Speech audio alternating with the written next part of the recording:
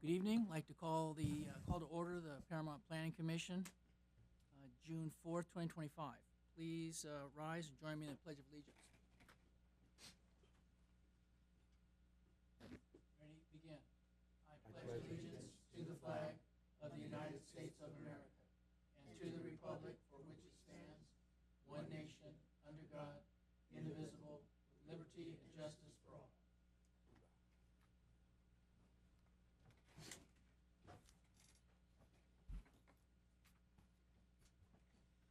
Roll call of members, please. Commissioner Esparza? Here. Commissioner Gonzalez? Here. Commissioner Moody? Here. Vice Chair Timmons? Here. Chair Weisenberger? Here. Okay, agenda item number 1, approval of minutes from May 7, 2025. Need a motion to approve. Timmons so moved. Second. Okay, been moved and seconded. Roll call, please. Commissioner Esparza? Yes. Commissioner Gonzalez? Yes. Commissioner Moody? What do you say when you Abstain. abstain? Vice Chair Timmons? Yes. Chair Weisenberger? Yes. Okay. Any public comments tonight, John? Yes, we do. So we have one, start with the email comment. We do have one comment submitted from a resident, Mike Radis, regarding unclassified use permit 2401, which was previously approved. And then secondly, we just received a speaker's card from a member of the public, and who can come up front to the microphone if you'd like to speak. And you have 3 minutes. Mr. Aguilar. Mr. Aguilar, there's a button you can push. Oh, it's for the recording. Good afternoon. I apologize in advance. My name is John Aguilar. I'm just trying to build an ADU and a junior ADU, and I'm filing a complaint first on the city of Paramount for being very vague and misleading. There should be a document that's on the internet that I could file. There's no form that allows you to make a complaint or address. The other thing is nobody's email is on the city of Paramount's website. If I have to call the city and I'm not getting a call back, that's not cool. I don't need to come here when you guys have other things to talk about. In January, I called several questions. Actually, about 2 years ago when you guys had a meeting, City of Paramount, you guys announced like the ADU process, the meeting the next day. I showed up to that. Anyways, long story short, not enough notice to notify the public. 2 years later, I'm here. In January, I called. I spoke to several people in the planning office, and they told me I could build 1,000 square foot, and I had to have an enclosed staircase. And I asked several questions with several people. So then I hired an architect. We went over those facts. We drew up some plans. It was presented. And they said, oh, no, you can't do that. So March 20th, we got some new plans with the square footage. First, they told me the stairs were going to be used as space counted to the square feet. Well, that's not true. We had to tell the city that was wrong. So now we're at the right square footage. We submitted the plans March 20th. And I understand I'm not the only customer here. I totally get it. But when you tell me you're going to call me on Friday and you don't, it only takes a minute to say, Mr. Aguilar, we haven't got there. I'll call you next week. If you're that busy, we need to hire more people. Don't tell somebody you're going to call them and you don't call them. So then I emailed on Tuesday. I added John King to it. No response. I called today, 12 o'clock, left my name and number, still no response. 5 o'clock, called to ask the city manager, not available, then referred me to John King, which was now available to speak, but I don't want to speak to him now. It's very frustrating, vague, it's like a lie. I apologize, I didn't come prepared. I came pissed off. There's more that can be done. People don't own the city of Paramount, the workers. You guys work for the city and for the residents, and I respect all your guys' time. Nobody should get offended if you're doing a great job. I'm not here to offend nobody. I'm here out of frustration. It's not cool. It's really not cool how many times I called and they gave me wrong information. So I'm here because I want to file a verbal complaint and a written complaint on the ADU process. My plans never happened because I'm here, because it's going to be a nightmare now. That's okay, but it'll be better for the next person. It really will. That's all I'm asking for, right? And I have some other history in the past, trying to open a taco stand on Lakewood Boulevard 3 years ago. I even raised said, oh, there's not enough parking parking there. So then I go, well, how many spots you got? Well, you need one table every 4 customers. So I go, how many spots you got? He counted them. I go, what about the other 60 spots behind the building? Oh, no, you still can't do it. Well, then how did Tams do it? They just expanded their lot. There's no room there. It's like, who you know here?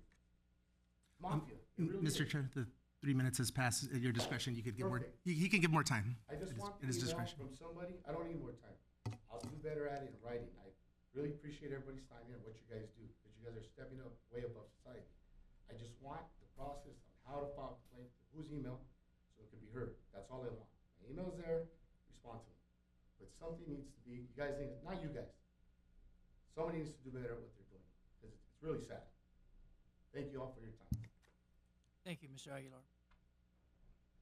John, do we have a complaint department? Probably not, huh? We take it based on what the actual complaint is, and we do forward it to the appropriate person. So in this case, since he's trying to, he wants to speak with the city manager, it would be directed to the city manager. Oh, okay. And of course, it's got to be in writing then. Not necessarily.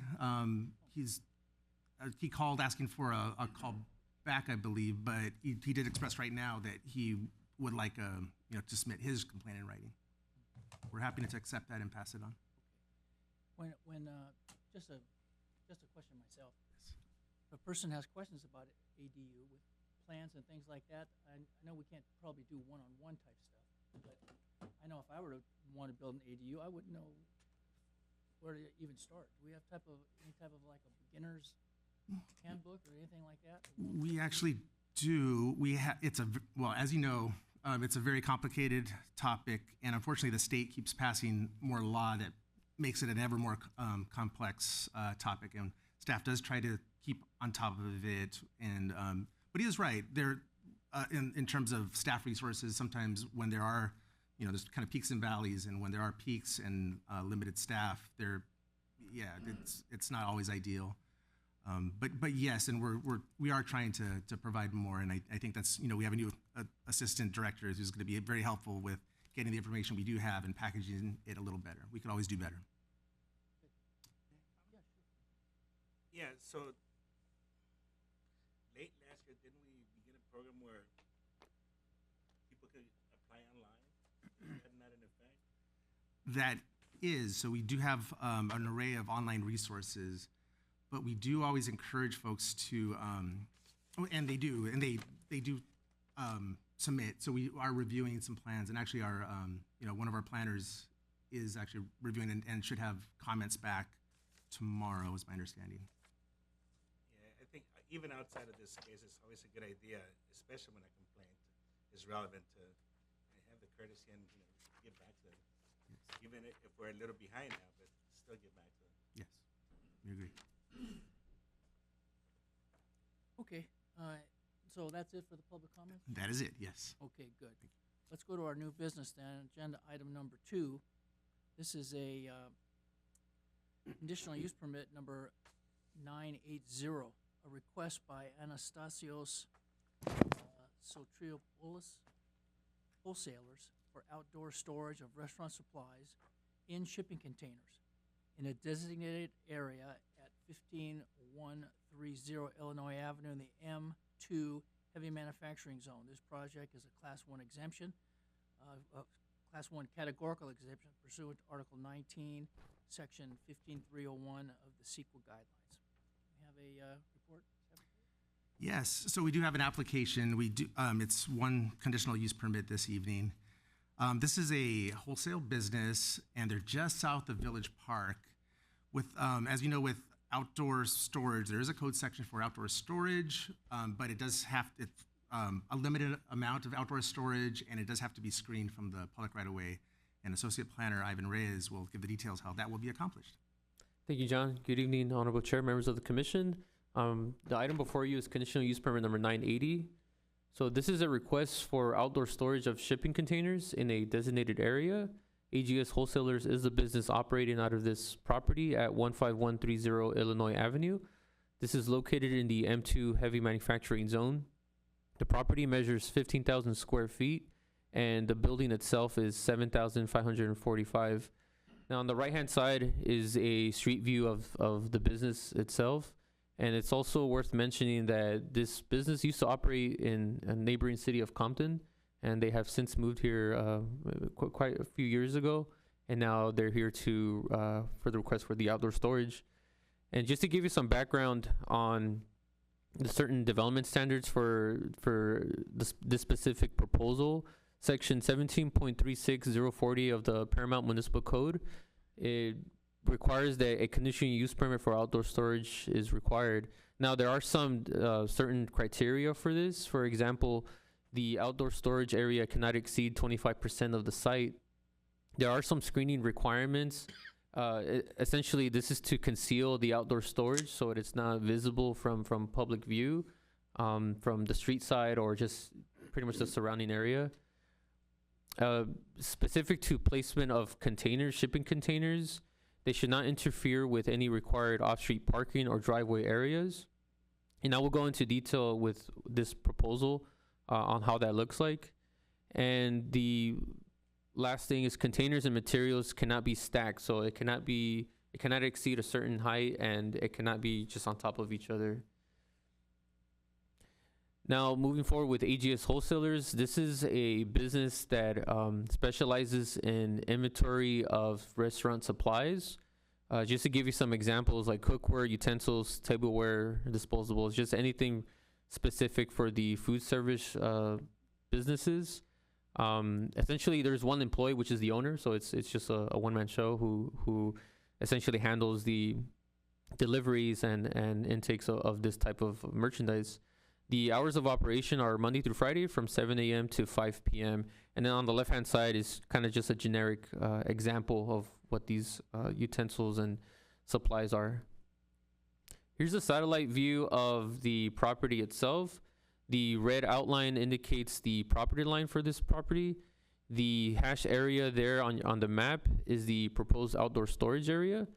This property is on the northeast corner of Illinois Avenue and Madison Street, just south of the Village Skate Park, and then just west of the existing railroad line that's in the central industrial area. Now, taking a closer look at the site plan for this property, the blue area on the top, which is on the north side of the property, that's the proposed outdoor storage area. And just to give you some details on what exactly that is, it's 5 shipping containers, each measuring 8 feet in width and 40 feet in length. This area is approximately 1,600 square feet of the outdoor storage, which is well below the maximum of 25%. Essentially, this is a 10% of the property that's dedicated for outdoor storage. Now, west of that area, the yellow area on the map here, this is the proposed fence line that would essentially be used for screening purposes for the outdoor storage, or in this case, the shipping containers. And there are 6 existing parking spaces. It's safe to say none of the parking spaces will be blocked or interfered with, and I will go into detail on how that looks like. So they do meet that requirement that it must be clear from the outdoor storage cannot be in the way of the parking. And it's also worth mentioning that there is a small typo on the staff report. It indicated that there are 6 containers, but essentially it's only 5. So I just want to set the record that it's only 5 shipping containers. Now, moving forward with just referencing the yellow area of the proposed fencing, this is an example of what it could look like. Starting with the image on the left-hand side, that's the proposed screening. It's corrugated metal that would be used 10 feet tall, essentially well enough to cover the height of the shipping containers.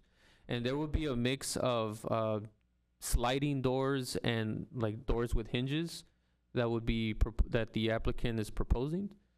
And then just to reference this site plan once again, on the north side of this property is the Village Skate Park, and there will be a combination of using the existing wall on the top right that's already a 6 foot tall, and with the proposal of screening the additional 4 feet tall on top of that.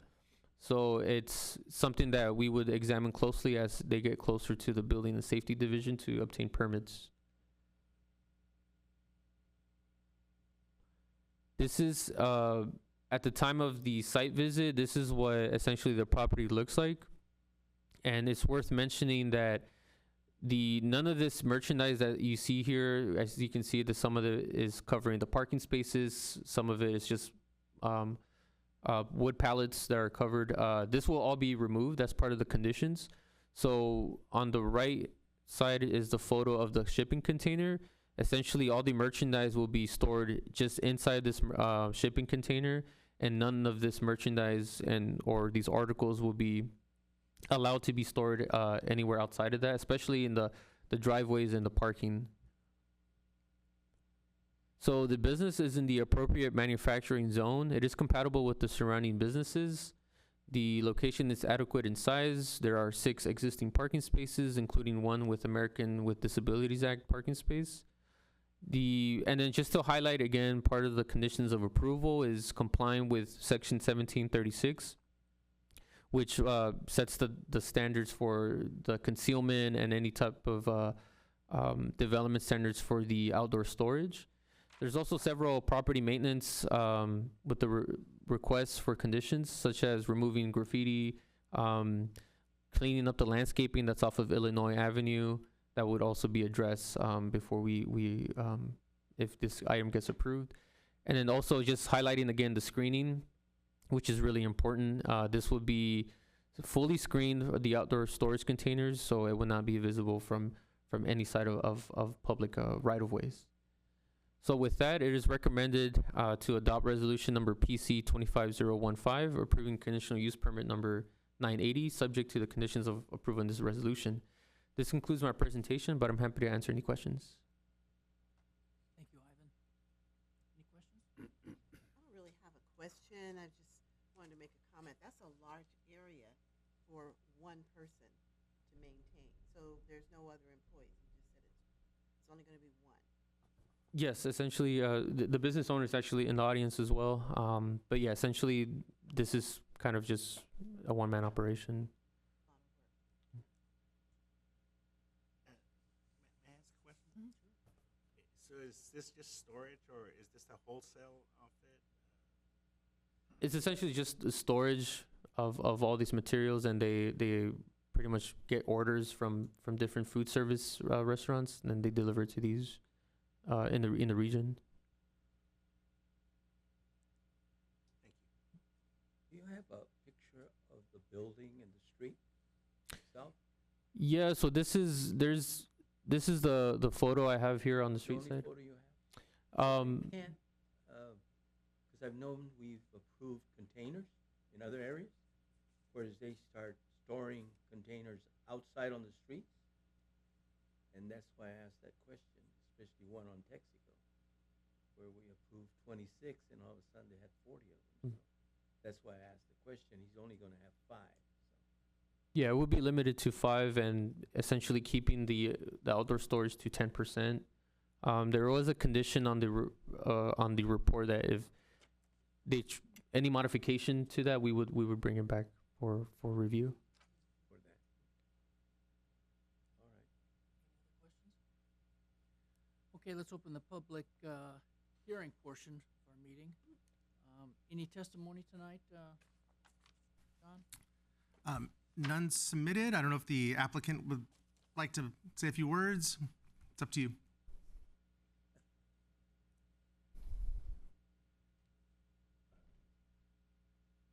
Good evening. I don't speak very well, but I want to thank everybody.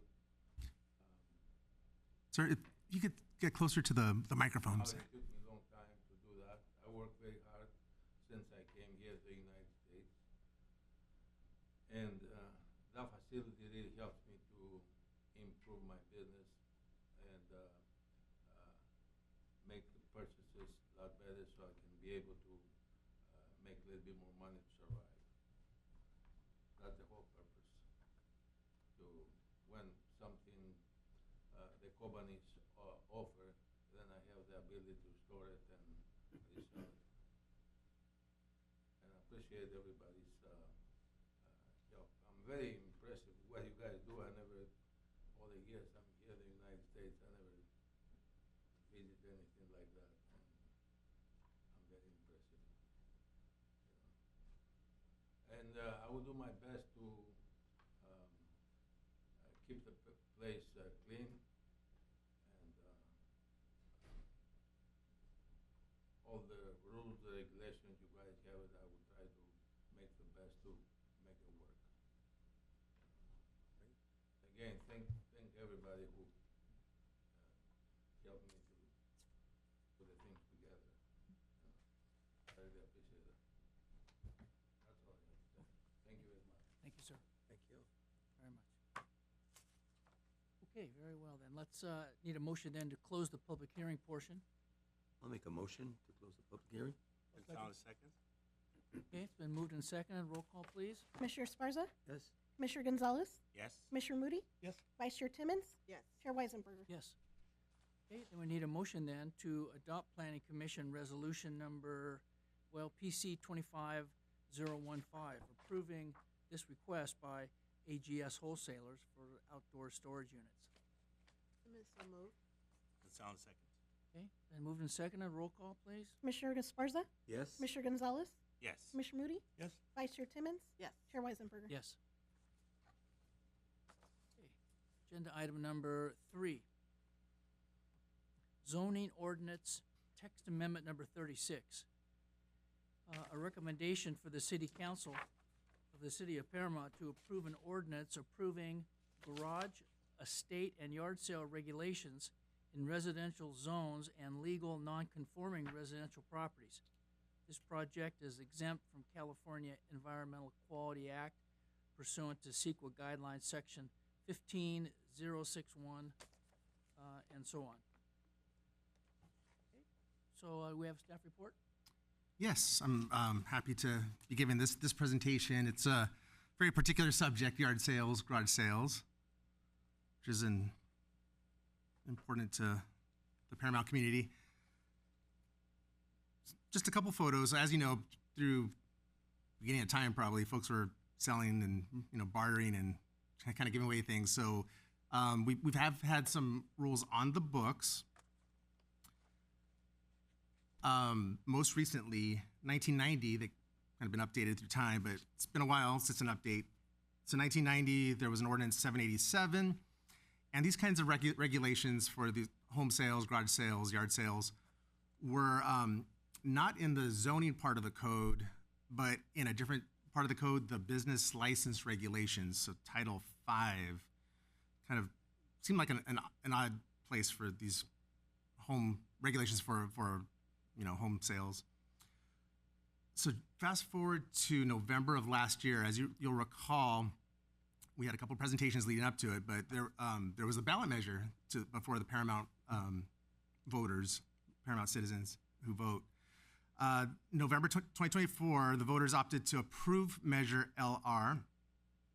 And what that did was update the business license tax structure. So before that, for many, many years, a business license was based on the number of employees at a business. And it turns out that that's an outdated method. The city reviewed what other cities do, and bringing it up to date, to modernize it, would be a gross receipts method. So cities or businesses report what their gross receipts are, and depending on the type of business it is, there's a formula that how much they pay for their business licenses.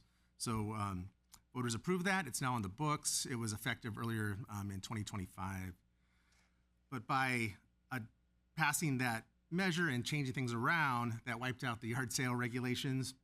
So we're bringing it to a more relevant part of the code, which is the zoning code, the Title 17. And in doing so, just kind of updating it, we took the opportunity to review and see how it could be updated. So we have some minor changes. The first is the definitions. You'll remember with these types of code changes, we usually do have a change to definitions. We looked, there actually is not a definition on the books for estate sales and garage sales. So we just added those, no formality. The biggest change is next is the frequency. How often can a resident, somebody at a home have a garage sale? On the books now is only one time a year or one time within a 12-month period. We surveyed other cities, and looks like we're the only one in this neighboring area that only limits it to one per year. It's kind of a range, but so for now we're recommending doubling that to 2 per year. So it's just a modest increase of 2 per year. And there's a permit process, believe it or not. So, and that's common. We looked at most cities, maybe 2 don't require a little permit. No fee permit in our case. There's no fee. Second would be food sales. So just to keep up with health and safety standards, no food sales at these garage sales. You can imagine maybe a little lemonade stand. I mean, why not if a kid's doing it? But yeah, so we're trying to, so the idea is not to allow like a little home restaurant. There's another method for that. Right. Signs, there's another part of the code. You start getting to these different code sections, but there's a prohibition of advertising on the public right of way. So you might see once in a while, Lost Dog or Home for Sale. If those end up on public property, our Public Works Department, they remove them. So this would take that code section and include it in the yard sale section. So if someone wants to put a little stake yard sale sign on the city parkway, a city median, city building, a utility pole, that kind of thing, would not technically be allowed. And then this is kind of helpful. Legal non-conforming residential properties. So as it is now, the code only technically allows for garage sales in a property in a R zone, the R1, which is single family residential zone, R2, which is the medium density residential zone, and RM, which is the multiple family residential zone. But as you know, we do have a smattering of homes throughout the city in commercial areas. Go up Paramount Boulevard, you could probably count maybe 6 off the top of my head up and down Paramount Boulevard in commercial zones. If you go to the more industrial areas, there might be a couple here and there. So they're there, and we don't want to officially allow those residents to have the opportunity to have garage sales as well. So this draft ordinance would allow for garage sales, the same permitting process, no fee permit in those areas. That's really it. So we're recommending that you adopt resolution number PC 2516, recommending that the City Council adopt an ordinance approving zoning ordinance text amendment number 36. And happy to answer any questions. Scott, Yes. why only 2? Well, why don't you have like 4? Well, it is a modest increase, and I guess we kind of took the average. Just, you could go up more. You could discuss that and, at your discretion, recommend a higher amount to the City Council. You very well could do that. Did we investigate the surrounding cities, what they have? We did. In Downey, looks like I see signs all the time. And maybe it's, I don't know. Yes. Bellflower, surrounding cities, I see them. That is true. Keep in mind that what we see may or may not be permitted or licensed. Right. So True. that's a little difficult to That's true. know. It's just like us. I have a neighbor that has garage sales twice a month. And it's done. And of course, code enforcement should be there, of course, But I'm just, Yeah. asking what I see, because we I are. think it should be at least four times. Right. That's going to be my question. How is it regulated on the weekends? Because that's when they actually occur. Well, it is essentially a complaint basis. Our code enforcement division, they're tasked based on complaints generally. Although I have heard that recently the City Council has given direction to be a little more proactive on the proactive side.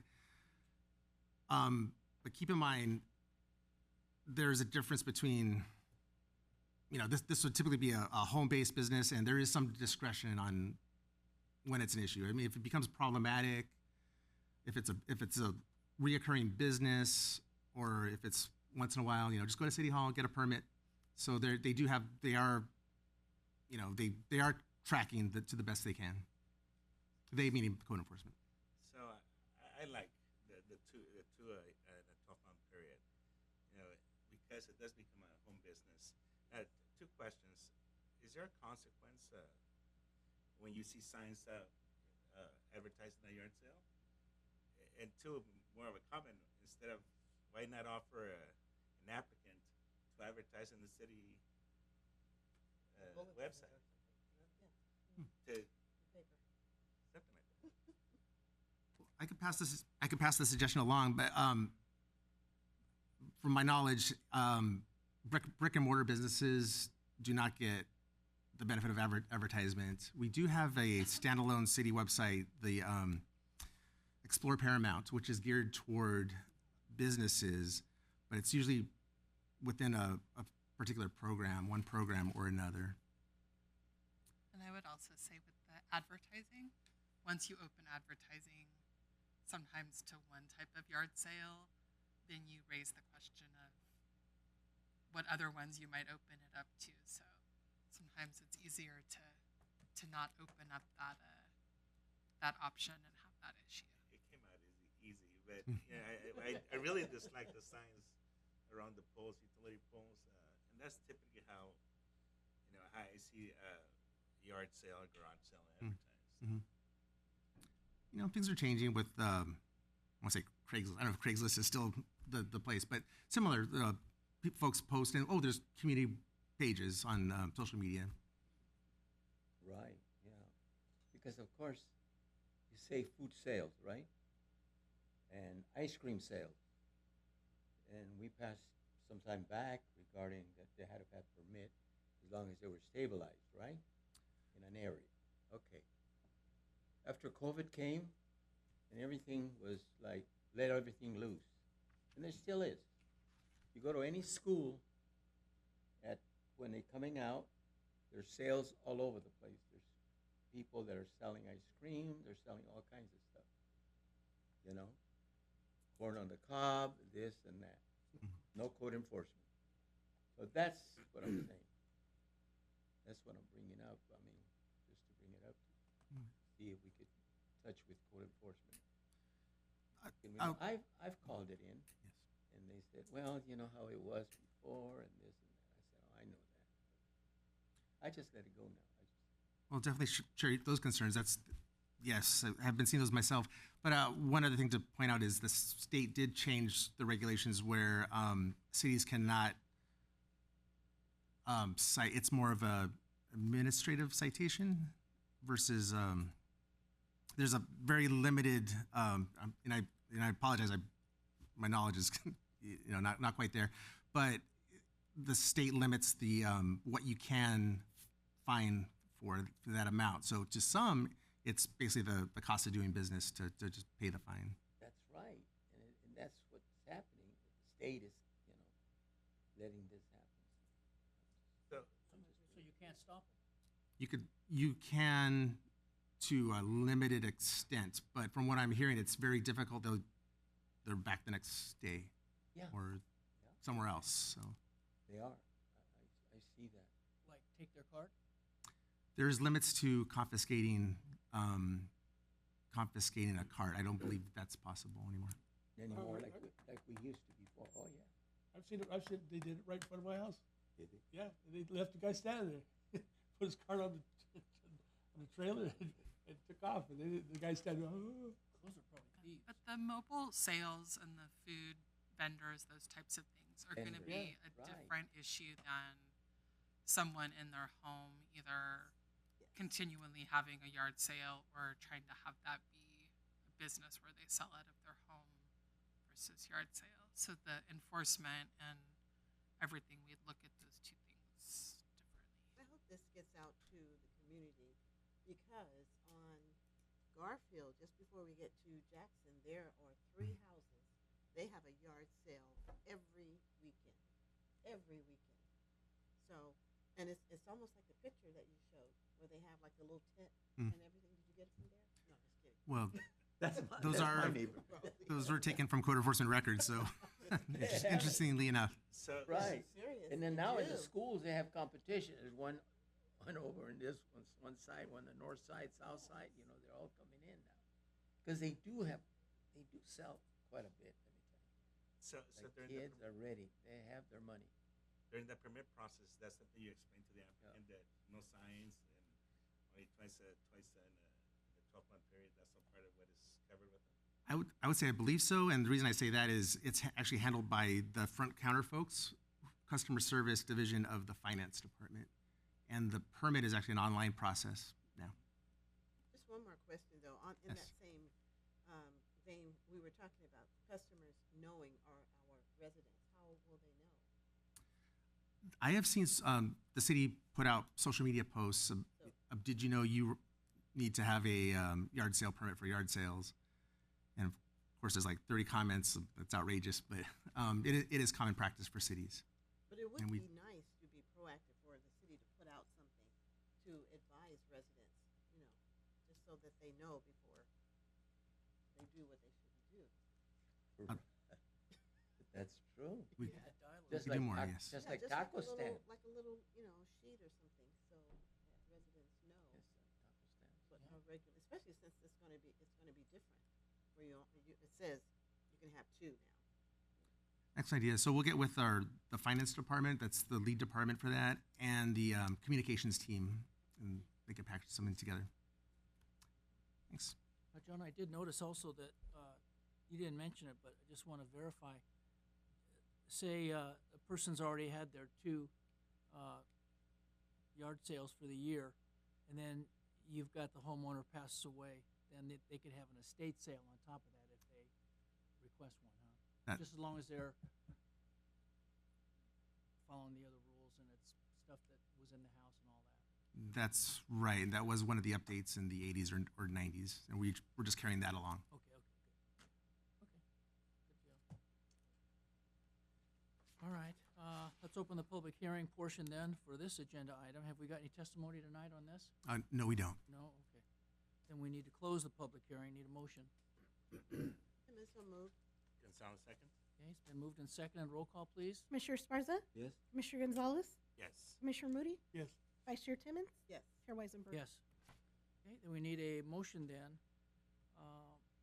Motion is in order to adopt this planning commission resolution 25016, recommending to the city council to approve this zoning ordinance about the garage, estate, and yard sale regulations.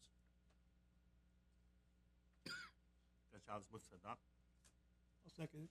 Okay, it's been moved and seconded. Roll call, please. Commissioner Sparza, Yes. Commissioner Gonzalez, Yes. Commissioner Moody, Yes. Vice Chair Timmons, Yes. Chair Weisenberger. Yes.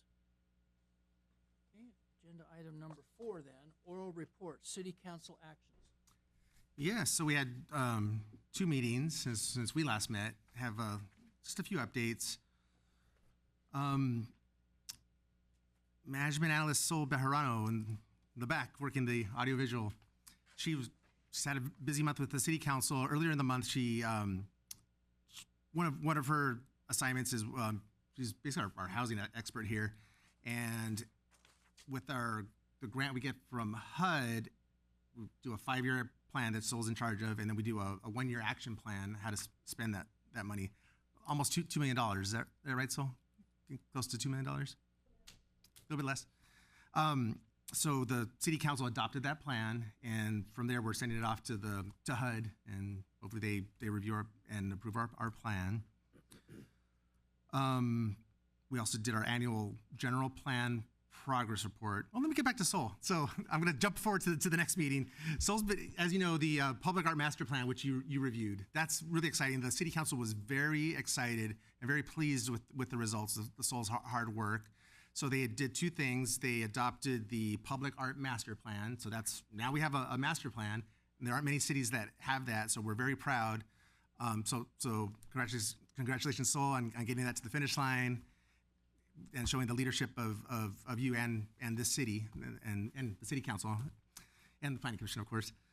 And then implementing that, you'll remember the regulations, the zoning ordinance text amendment. The city council adopted an ordinance number 1 or 2000. Was it 2000? Or so it's on the books. So it will be effective in 30 days after that council meeting. Rick, so building and safety manager Rick Baptista there, he was in charge of the fireworks stand permits. So those got approved as well. There are now 8 nonprofits that sell in town during fireworks sale season. There's one change this year, and that's Lindsay Lumber. That location, as you know, that's demolished. It's no more. So there's no place for a fireworks stand. It'll be unsafe. So that's the Church of God of Prophecy on Garfield. They're the ones they're the church across from the Ralph's Kroger warehouse. So they have opted to take the stand, put it on their church property. So that's a new location for them. And a couple other quick things. Every year we do a general plan annual progress report, and that's to report to the state how many. The main thing is how many homes have been permitted and finished. Our planner here, Leslie Corrales, put a lot of time into this report. It's a really complex report. Speaking of the state making things more complicated, and we just got word from the state that our report was approved. And just so you know, I believe it's 48 homes were permitted last year, mostly accessory dwelling units. So we're on track with the state's goals. And then one other thing is, you'll remember reviewing a zone change for up Orange Avenue to change a vacant parcel from residential to manufacturing to possibly have a digital billboard upcoming. So that was approved by the city council. Is that by the 105 freeway? Yes, north of 13900 Orange Avenue. Quite a bit of work. So thank you for all your work with all your recommendations as well.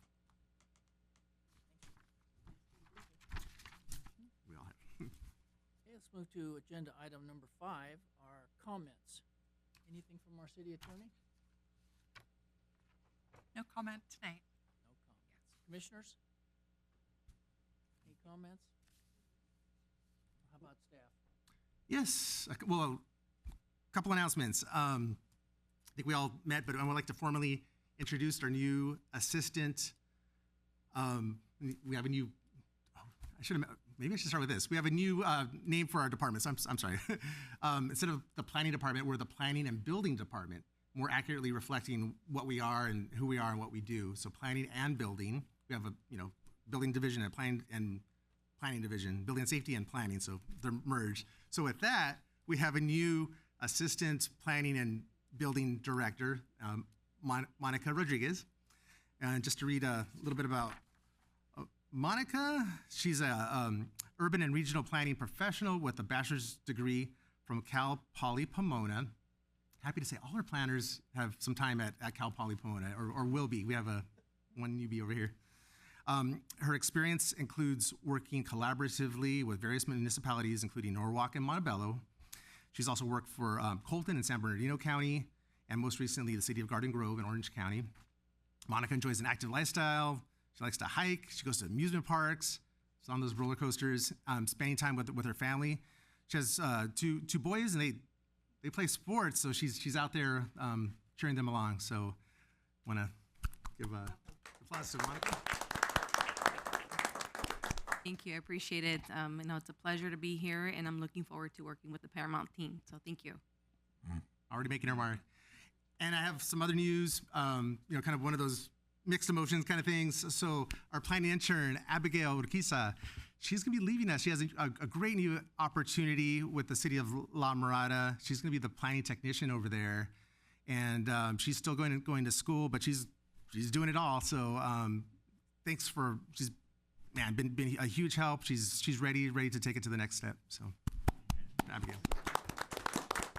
Thank you so much. Thank you. And it was a tough decision because there's a really wonderful team here. So I had to think about it, but thank you very much. Thank you. That's it. In that case, it's time to adjourn this meeting, and we will reconvene on Wednesday, July 2nd, 2025 at 6 p.m.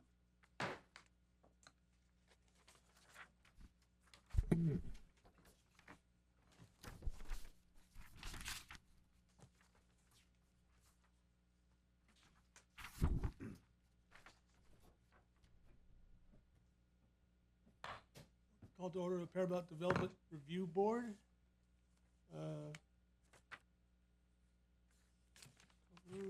Roll call, please. Board Member Gonzalez. Here. Board Member Timmons. Here. Board Member Weisenberger. Here. Vice Chair Esparza. Here. Chair Moody. Yeah.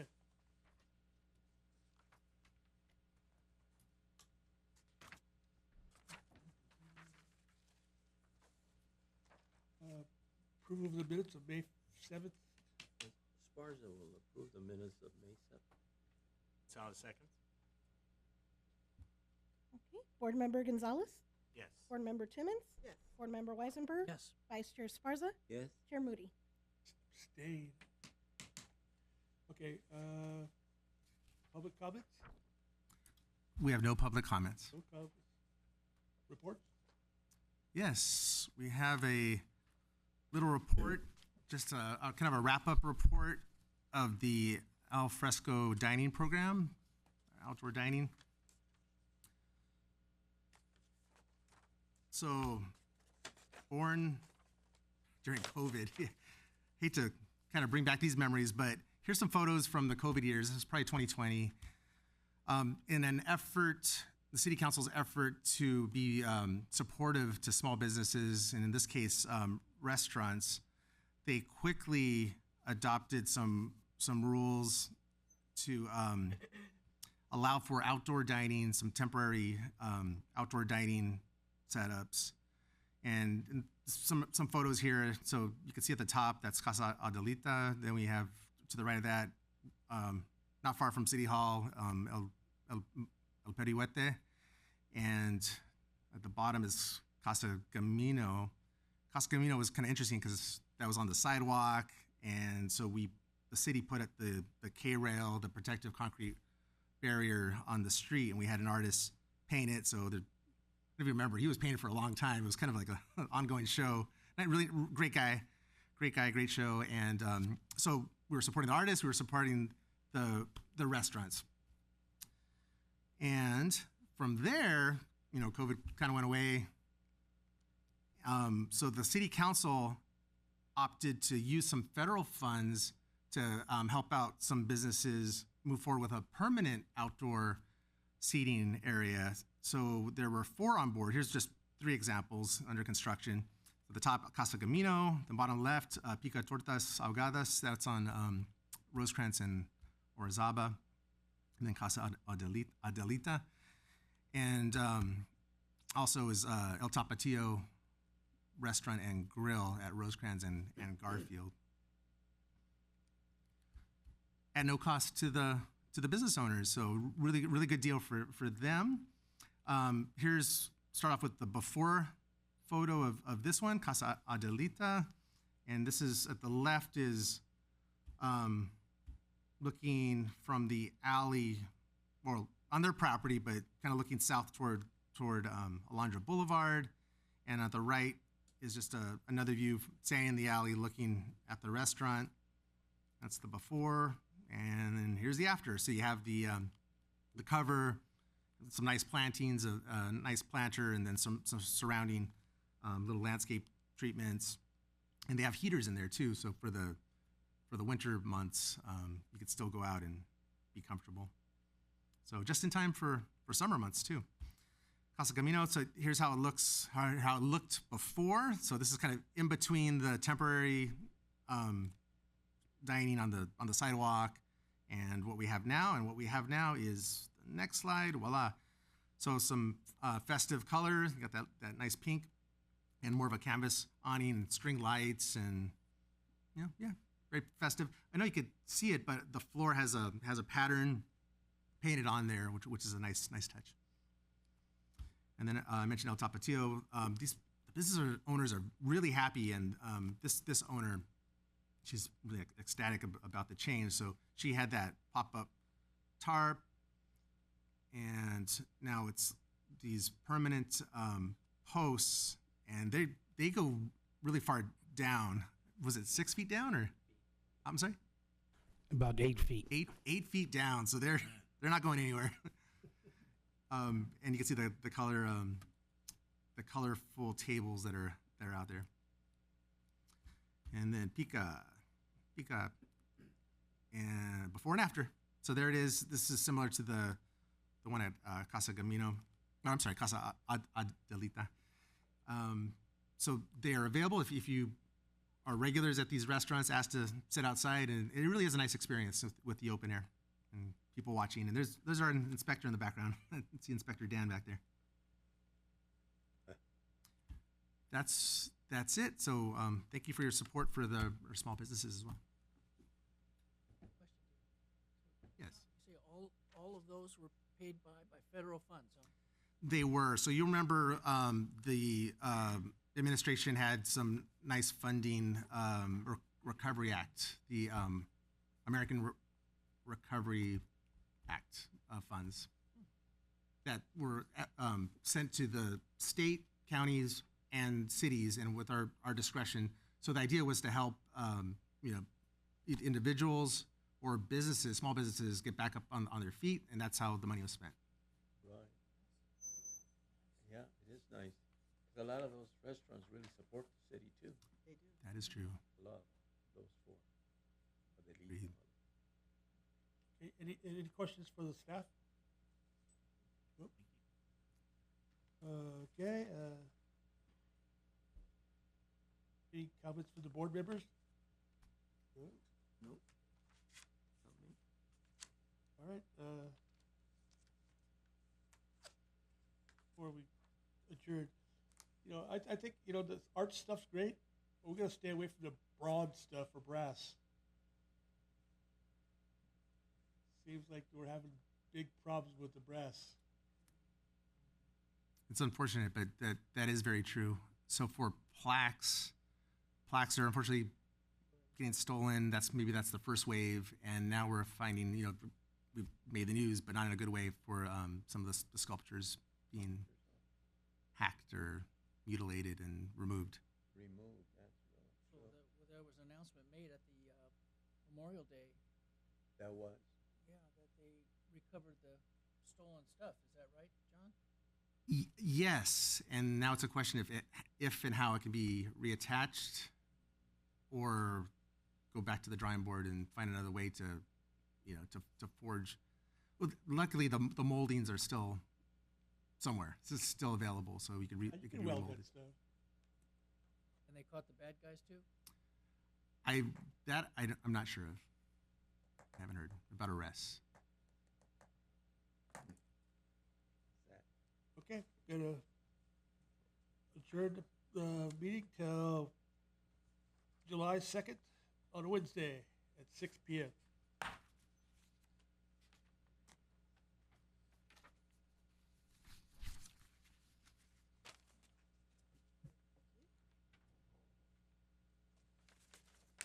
Okay, we will officially open the Economic Development Board. May I have roll call, please? Board Member Esparza? Here. Board Member Gonzalez? Here. Board Member Moody? Here. Vice Chair Weisenberger? Here. Chair Timmons? Yes, here. Thank you. May I have approval of minutes, please, for May 7th, 2025? Gonzalez moves to approve. A second? It's been moved and second. May I have roll call, please? Board Member Esparza? Board Member Gonzalez? Yes. Board Member Moody? Yes. Vice Chair Weisenberger? Yes. Chair Timmons? Yes. Okay, we're down to public comments. Do you have any? Well, we actually do have a report. Okay. Happy to say. So we have a report that kind of some teamwork here. I know Assistant Planner Leslie Corrales put in some time and collaborated with Planning Intern Abigail Urquiza, and Planning Intern Abigail Urquiza will give the presentation. Good evening, Honorable Chair and members of the board. Before you is an overview of the Paramount Boost program, which is a one-time small business marketing grant that would give up to $5,000 per business.